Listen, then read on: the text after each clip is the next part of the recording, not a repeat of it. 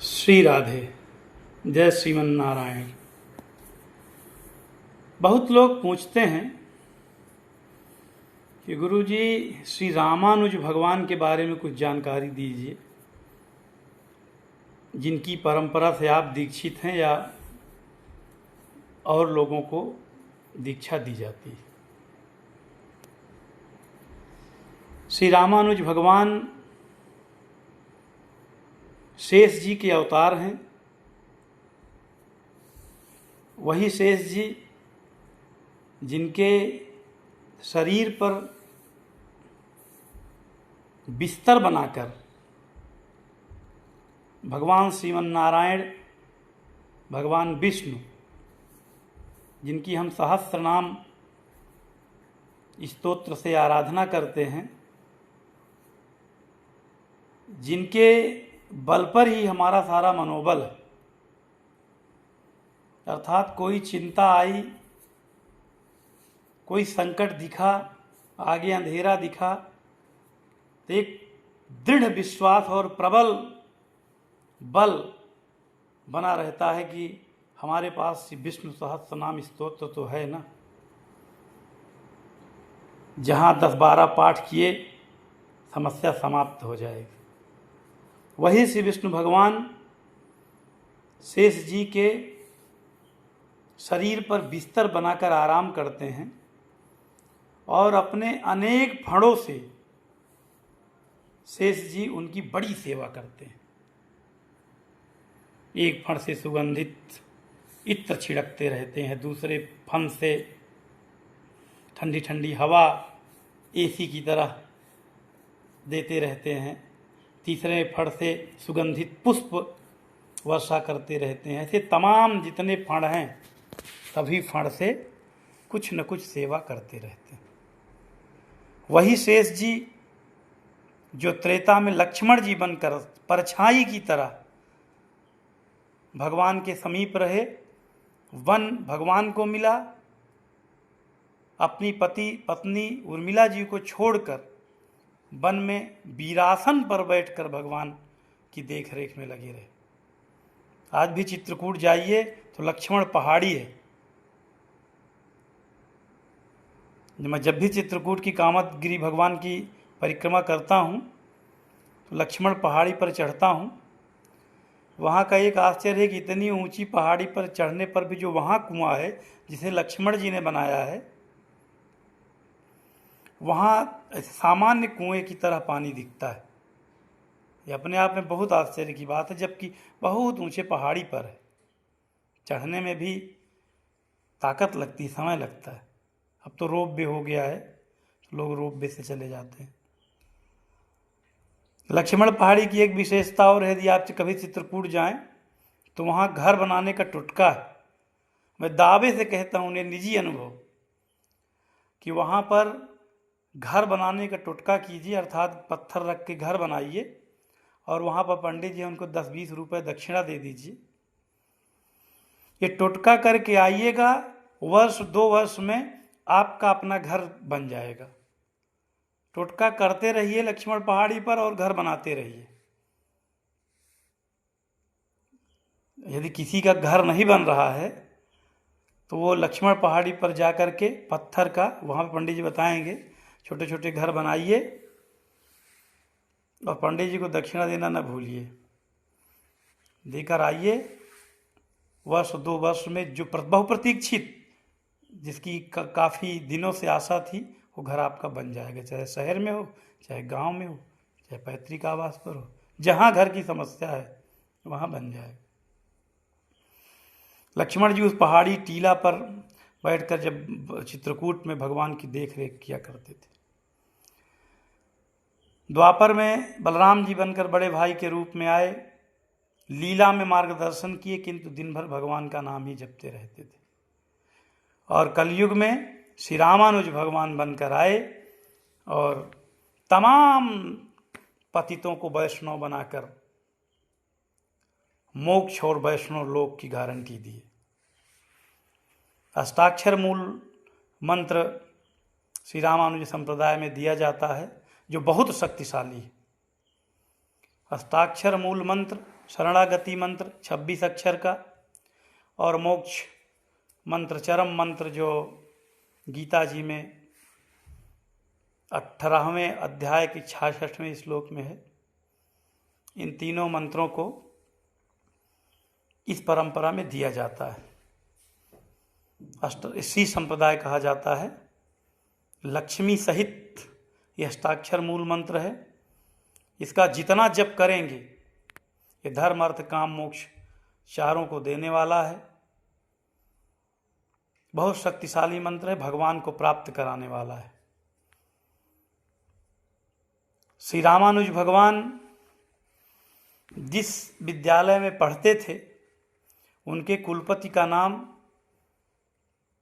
भगवान यादव प्रकाश जी था। भगवान यादव प्रकाश जी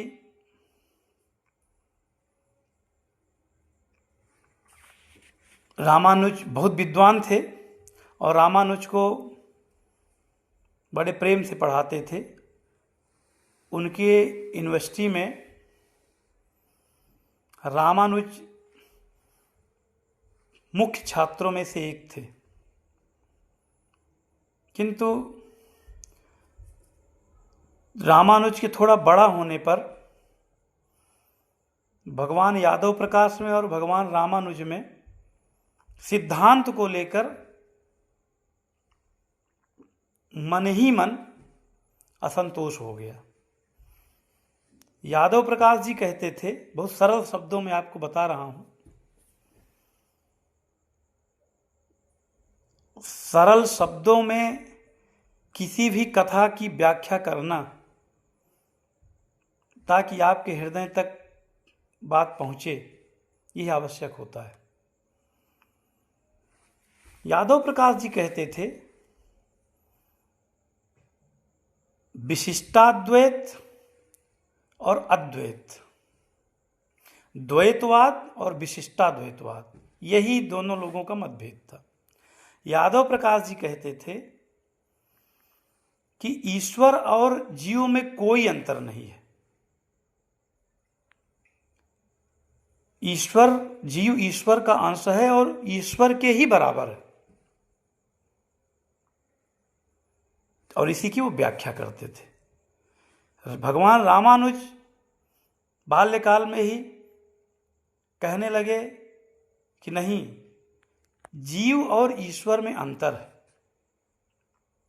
जीव, भगवान यादव प्रकाश जी कहते थे कि जीव तपस्या करके भगवान का नाम जप के साधना करके ईश्वर बन सकता है,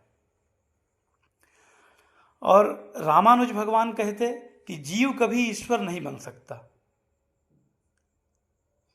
इसकी दो चौपाइयां हैं। ईश्वर अंश जीव, अविनाशी गोस्वामी जी ने संदर्भ में कहा, जो यादव प्रकाश जी की बातों को परिभाषित करता है, और गोस्वामी जी ने ही कहा जीव की इस समान, जीव ईश्वर के समान हो सकता है। दोनों बातें अलग अलग संदर्भ में गोस्वामी जी ने कहा है। तो भगवान रामानुज कहते कि जीव चाहे जितनी तपस्या कर ले, चाहे जितना साधन कर ले, वो ईश्वर नहीं हो सकता। ईश्वर और जीव में अंतर, विशिष्टाद्वैत। ईश्वर विशेष है। ईश्वर, जीव अधिक साधन करके, अधिक मंत्र जप के, अधिक भगवान का स्तोत्र पढ़कर, यज्ञ करके, पूजा पाठ करके ईश्वर के समीप हो सकता है। उसे सामीप्य सुख, सालोक्य सुख, सायुज्य मुक्ति, ये सब मिल सकता है। भगवान का पार्षद हो सकता है, स्वयं ईश्वर नहीं हो सकता। और इसी मत को लेकर यादव प्रकाश जी से अलग होकर अलग व्याख्या किया। इसके साथ साथ एक दिन वहां के राजा के पुत्री को ब्रह्म पिशाच ने पकड़ लिया था। तो लोगों ने बताया कि यहाँ के सबसे बड़े विद्वान महाराज यादव प्रकाश जी हैं, यदि वो आ जाएं तो इस लड़की के ऊपर टिका हुआ ब्रह्म पिशाच छोड़ देगा। तो ब्रह्म पिशाच लड़की पर सवारी करके बोला कि अरे वो पहले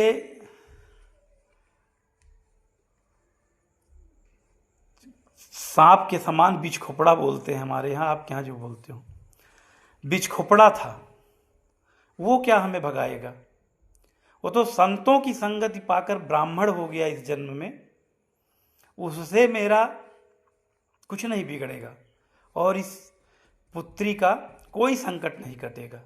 हाँ, यादव प्रकाश जी का एक शिष्य रामानुज है, जो भगवान शेष जी का अवतार है। यदि उसका चरणामृत मिल जाए तो मैं इस लड़की को छोड़कर चला जाऊंगा और स्वयं भी मुक्त हो जाऊंगा। लोग भगवान रामानुज को लेकर गए, चरणामृत लिए, लड़की को पान कराए, वो ब्रह्म राक्षस मुक्त हो गया और लड़की की शरीर को आराम हो गया। इस बात को सुनकर यादव प्रकाश जी को बड़ी पीड़ा हुई और ईर्ष्या आई, और कथाओं में तो यहाँ तक कहा गया है कि उन्होंने षड्यंत्र करके रामानुज भगवान को मारने का भी प्रयास किया, किंतु अंगद जी, इनके भाई, ने इन्हें बचाया। फिर धीरे धीरे दोनों गुरु शिष्यों में अलगाव हो गया। यद्यपि यादव प्रकाश जी रामानुज के दीक्षा गुरु नहीं थे, शिक्षक थे, जैसे हमको यूनिवर्सिटी में शिक्षक मिलते हैं, प्राइमरी में मिलते हैं, मिडिल में मिलते हैं, कॉलेज में मिलते हैं, ऐसे शिक्षक थे। लेकिन पहले गुरुकुल थे, तो गुरुकुल के शिक्षक भी गुरु की ही तरह पूजे जाते थे। तो फिर उन्होंने दीक्षा लेने का निर्णय किया उस समय के परम विद्वान यामुनाचार्य जी महाराज से। यह भी हमारे श्री संप्रदाय में ही आते हैं, यादव प्रकाश जी भी श्री संप्रदाय से ही हैं। तो उन्होंने श्रीरंगम जाने का प्रयास किया। अब इधर कलयुग को लगा कि यामुनाचार्य जी जैसे विद्वान और स्वयं भगवान के अवतार रामानुज, यदि दोनों लोग मिल जाएंगे तो कलयुग का विध्वंस हो जाएगा। इसलिए उन्होंने भगवान से प्रार्थना किया कि भगवान, आप ही का रचा हुआ मैं भी हूँ, आप ही के चारों युग में आपका ही पुत्र मैं भी हूँ। यदि ये दोनों परम विद्वान एक साथ हो गए तो धर्म का इतना अधिक प्रचार प्रसार होगा, जन जन तक अपने दीक्षा मंत्र को पहुँचाएंगे, और उस दीक्षा मंत्र को, अष्टाक्षर मूल मंत्र को जब लोग जपेंगे तो कलयुग तो नष्ट हो जाएगा, इसलिए इन्हें बुलाइए। तो भगवान ने कहा, यामुनाचार्य, अब तुम हमारे धाम आ जाओ। तो यामुनाचार्य ने कहा कि भगवान, मुझे 8 दिन का समय दीजिए, मेरा शिष्य रामानुज दीक्षा लेने आ रहा है, उसे दीक्षा दे दूं, उसके बाद मैं आपके यहाँ आ जाऊंगा। भगवान की जो इच्छा होती है वही होता है। भगवान ने कहा ठीक है, किंतु इधर मार्ग में अड़चन कर दिया और भगवान रामानुज 8वें दिन पहुँच नहीं सके और यामुनाचार्य जी शरीर पूर्ण करके बैकुंठ चले गए। जब पहुँचे भगवान रामानुज महाराज, तो उन्होंने देखा कि गुरु जी की तो शरीर पूर्ण हो गई है, किंतु और शिष्यों के बीच में जब इन्होंने देखा तो उनकी 3 उंगली खुली नहीं थी। तो इन्होंने कुछ घोषणाएं की। इन्होंने कहा कि दक्षिण भारत के जितने तमिल भाषा में ग्रंथ लिखे हैं, दिव्य ग्रंथ, उन्हें मैं संस्कृत में लिखूंगा, परिवर्तित करूंगा। 1 उंगली खुल गई, इसे पूरा विश्व पढ़ सके। दूसरा, इन्होंने घोषणा किया कि ये परंपरा, जिस परंपरा से यामुनाचार्य जी लोगों को दीक्षा देते थे, इस परंपरा को दीक्षा देकर मैं जन जन तक पहुंचाऊंगा। दूसरी उंगली भी खुल गई। तीसरी, उन्होंने कहा कि श्री विष्णु सहस्त्रनाम स्तोत्र, गीता जी और ब्रह्म सूत्र पर मैं भाष्य लिखूंगा, और तीसरी उंगली खुल गई। यामुनाचार्य जी बहुत प्रसन्न हुए भगवान श्री रामानुज जी के ऊपर, और फिर उन्होंने उनके दीक्षित शिष्य गोष्ठी पूर्ण महाराज जी से दीक्षा लेने का आशय बनाया और प्रार्थना किया। तो उन्होंने कहा, मैं अभी तो श्रीरंगम में हूँ, कांचीपुरम में चलकर आपको दीक्षा दूंगा। रास्ते में कहीं विश्राम कर रहे थे, अर्धरात्रि का समय था। तो रामानुज भगवान के मन में आया कि मैं अभी वैष्णव नहीं बना हूँ, दीक्षित नहीं हूँ, और बिना दीक्षा लिए ही शरीर का क्या भरोसा, अभी छूट जाए तो बिना वैष्णव बने ही मैं नरक को जाऊंगा, और वैष्णव बन जाऊंगा तो वैकुंठ लोक को जाऊंगा, भगवान का पार्षद बनूंगा। इसलिए उन्होंने घबराकर अर्धरात्रि में ही गोष्ठी पूर्ण महाराज को जगाया और उन्होंने कहा कि हमें तुरंत अभी अर्धरात्रि में ही दीक्षा दीजिए। महापूर्ण स्वामी गोष्ठी महाराज ने कहा कि अभी अर्धरात्रि में कैसे दीक्षा दे? तो उन्होंने कहा, हमें अभी दीजिए, क्योंकि वैष्णव बिना बने शरीर है, प्रातःकाल छूट जाए तब। तो उन्होंने अर्धरात्रि में ही इन्हें दीक्षा दिया। इसलिए कहा गया है कि भगवान की शरण में आने के लिए, अर्थात दीक्षा लेने के लिए, दीक्षा लेने का अर्थ है कि आप भगवान की शरण में आ रहे हैं, तो दीक्षा लेने के लिए किसी भी मुहूर्त की आवश्यकता नहीं है।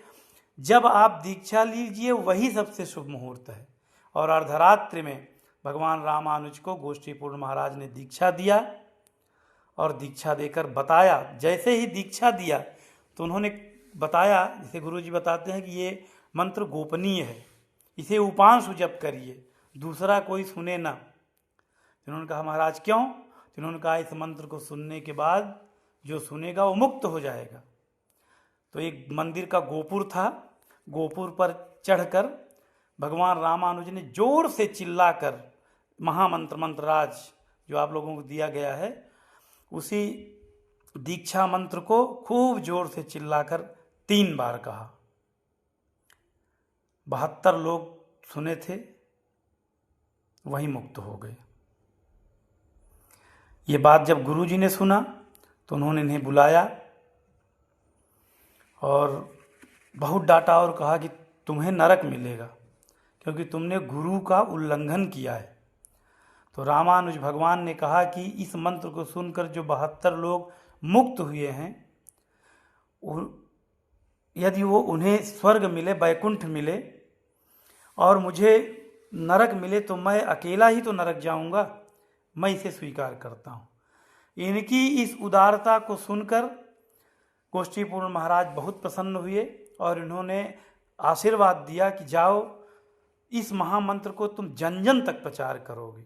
और आज पूरा दक्षिण भारत, पूरा उत्तर भारत, महाकुंभ में तो बहुत बड़ा रामानुजाचार्य कैंप लगता है, नगर बनता, रामानुज नगर लिखा जाता है, रामानुज मार्ग लिखा जाता है। तो ऐसे ही हमारे संप्रदाय की दिनों दिन बढ़ोतरी हो रही है।